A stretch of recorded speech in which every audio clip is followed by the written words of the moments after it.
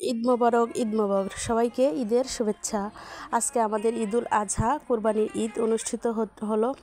সারাদিন আমরা কি করেছি এটাই বলবো। সকালবেলা ঘুম থেকে উঠেই এই যে ছেলের চোখে ঘুম চোখে ছেলেকে উঠিয়ে গোসল করালাম হালকা একটু গরম পানি দিয়ে। তারপর ছেলে এই যে বসেছিল, ও সবাইকে ঈদ মোবারক দিল। আপনারা ঈদ মোবারক বলবেন। তো তারপরে ওর বাবা এরকম রেডি হয়ে গেছে, আমার হাজব্যান্ড। তো আমি বললাম যে তুমি যাওয়ার আগে একটু গাছ থেকে বরবটি পেড়ে দিয়ে যাও, কারণ আমি একটু গাছের বরবটি দিয়ে চাউমিন বানাবো, মানে নুডলস আর কি, আমরা বাংলাদেশে নুডলস বলি। তো নুডলস বানাবো, তো গাছের বরবটি হলে অনেক ভালো হবে। বেশি ভেজিটেবল দিব না, অল্প স্বল্প, কিন্তু বরবটিটা আমার খুব পছন্দের একটা সবজি, এটা নুডলসে দিলে খুব মজা হয়।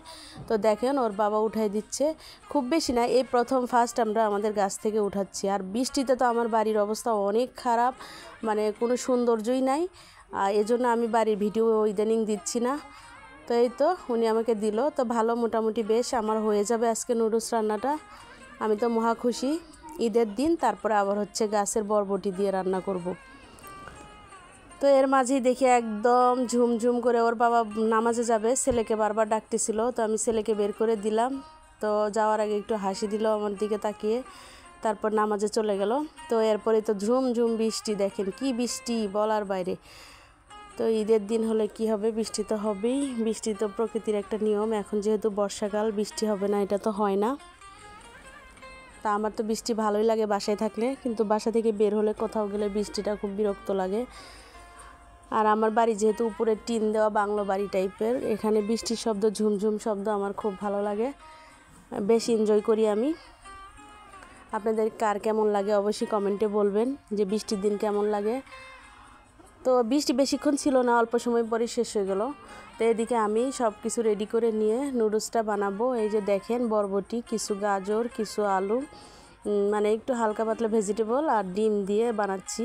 যেহেতু আজকে ঈদের দিন গরুর মাংস খাওয়া হবে অনেক বেশি, এজন্য আর কোনো ধরনের চিকেন আমি ইউজ করতেছি না। আজকে আমি চিকেন রান্নাই করিনি, কোনো রকমের কোনো আইটেমই করিনি, কারণ ওই মাংসটা খাওয়ার একটা এনার্জি রাখার জন্য।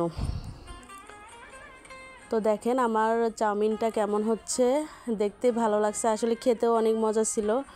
আমি সস ছাড়াই খেয়েছি, আমার বাচ্চারাও বলতেছে মা এটাতে কোনো সস দেওয়ার প্রয়োজন নেই, খুব টেস্ট হয়েছিল। তো দেখেন দেখতে খুব ভালো লাগতেছিল। তো এটা পরে আবারও অনেক কিছু আইটেম রান্না করেছি। আসলে ফুল রেসিপি ভিডিও দেওয়া সম্ভব হয়নি, এত দ্রুত কাজগুলো আমাকে করতে হয়েছে। আর ছিল, আমি একা তো করিনি, হেল্প করেছে, একা তো এত কিছু করা সম্ভব না। তার মাঝে তো ইউটিউব করি, ইউটিউবে তো অনেক সময় দিতেই হয়, অনেক ব্যস্ততায় দিন কাটে। ঈদের দিন হলেও আমাদের কোনো ছুটি নেই। তো এই যে মনে হলো বাচ্চাদের জন্য একটু লুচি বানাই, লুচি দিয়ে ওদের সেমাই খেতে খুব পছন্দ করে। তো এই যে আমি সেমাই রান্না করেছিলাম, সেমাইটা আমি একটু ভেজা ভেজা করেছিলাম। তো আমার মেয়ে বললো মা এভাবে সেমাই রান্না করলে আমার ভালো লাগে না, তুমি একটু শক্ত শক্ত করো। তো ও যেভাবে পছন্দ করে সেভাবেই করলাম। তারপর লুচি দিয়ে আমরা সবাই মিলে, দেখেন লুচিটা কত সুন্দর ফুলে উঠেছে। সবসময় এত সুন্দর ফুলে না, আজকেই মনে হচ্ছে বেশি সুন্দর ফুলে উঠছে, এটা আসলে স্পেশালি ঈদের জন্য মনে হয়। তো দেখেন আমার সবগুলো লুচি একদম টইটুম্বুর ফুলা, এখন খাওয়ার পালা। তো আমরা বাসার সবাই খেয়ে নিলাম, যারা যারা ছিলাম। তো দেখতেই পাচ্ছেন আমিও 2 পিস লুচি খেয়েছি, আমার কাছে খুব মজা লেগেছে, সেমাইটা একদম পারফেক্ট ছিল। এই ছিল আমার নাস্তা, আর বেশি কিছু খাইনি। আর আমার বাচ্চারা অন্য অন্য খাবারও খেয়েছে, নুডলস খেয়েছে, তারপরে মানে ভাত রান্না করেছিলাম ওটা খেয়েছে, আর অনেক কিছু ছিল ওগুলো খেয়েছে। তারপরে তো অনেকক্ষণ পরে এই যে মাংস নিয়ে আসলো বাসায়। তো আমি অল্প করে মাংস আগে ধুয়ে নিলাম তাড়াতাড়ি দ্রুত রান্না করার জন্য, যেন এটা খেয়ে লাঞ্চ করতে পারে।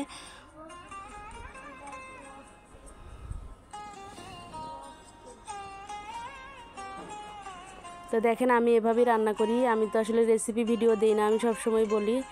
আমি আজকে আসলে সারাদিন কি করেছি এটাই বলতেছিলাম। তো আমার এই যে সব কিছু রেডি করে দিয়েছে, আমি শুধু জাস্ট রান্নাটা করতেছি। তো আমার হাতের গরুর মাংস রান্না অথবা যে কোনো মাংস রান্নায় খুব বেশি মজা হয়, সবাই পছন্দ করে। তো যারা যারা খেয়েছিল সবাই বলেছে অনেক ভালো হয়েছে। তো দেখেন এভাবে আমি রান্না করি, মশলাটাকে খুব বেশি কষিয়ে নেই, এত কষাই যে অনেকক্ষণ ধরে কষাইতে থাকি। তারপরে এই যে ফ্রেশ মাংসগুলো দিয়ে দিলাম।